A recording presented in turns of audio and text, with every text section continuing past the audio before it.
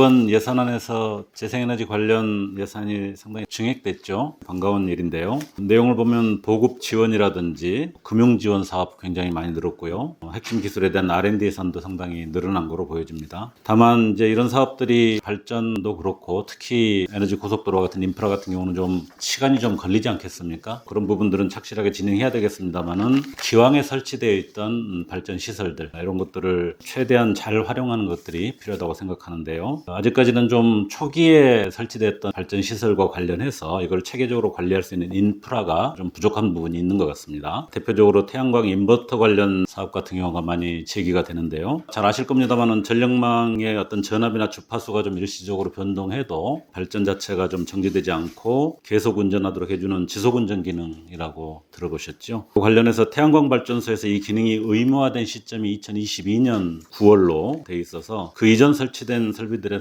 기능이 부재하다고 그럽니다. 지속 운전 기능이 없는 설비들의 설치를 지원해 주는 예산이 이번에 신규 편성이 됐어요. 저는 바람직한 일이라고 생각하는데 문제는 규모가 30억으로 돼 있습니다. 이 30억으로는 1.9기가와트 수준의 설비에만 지원이 가능한 걸로 예상이 됩니다. 그런데 이 지속 운전 기능 위탑재된 설비가 한 16.8기가와트가 되는데 이 중에 한 11%만 설치할 수 있는 규모라서 나머지 부분들에 대한 빠른 대책이 필요할 것 같은데 여기에 대해서 혹시 어떤 계획을 갖고 있습니까? 사실 기능이 없는 설비 인버터 같은 경우에는 교체 자체가 필요한 설비도 많이 그래서 필요하다면 저희는 하드웨어 자체를 교체하는 그런 사업도 필요하지 않을까 생각합니다. 그 부분과 관련해서는 조금 더 적극적인 구상과 이번 예산에서도 한번 좀 논의가 될 수 있도록 준비를 좀 해주시고 추진을 해주시면 고맙겠습니다. 한 가지 더 말씀드리면 마찬가지로 한전이 태양광 설비의 발전량을 관측하고 조절하는 모니터링 조절 기능 이것도 의무화된 지가 한 2년 됐는데요. 현재 모니터링이 가능한 태양광 발전 설비 용량이 전체 한 7% 정도밖에 되지 않는 걸로 되어 있습니다. 그래서 나머지 93% 태양광 설비가 발전량 추정과 관측이 불가능한 걸로 되어 있는데 이 문제에 대한 대책도 이번에 예산에 전혀 반영이 되지 못했습니다. 이 부분에 대해서 혹시 기후에너지환경부에서 좀 적극적인 계획이나 의지가 있으신지 한번 말씀을 해주시죠. 이 문제를 다 포함해서 자부담과 국가 지원을 어디에 어떻게까지 할지에 대해서 저희가 빨리 대책을 세우고 바로 적용할 수 있도록 노력하겠습니다. 맞습니다. 그런 설비도 필요하고 또 그에 따른 여러 가지 보상 체계까지 사실 흔한 얘기이기 때문에 함께 고민을 해주시면 좋을 것 같습니다.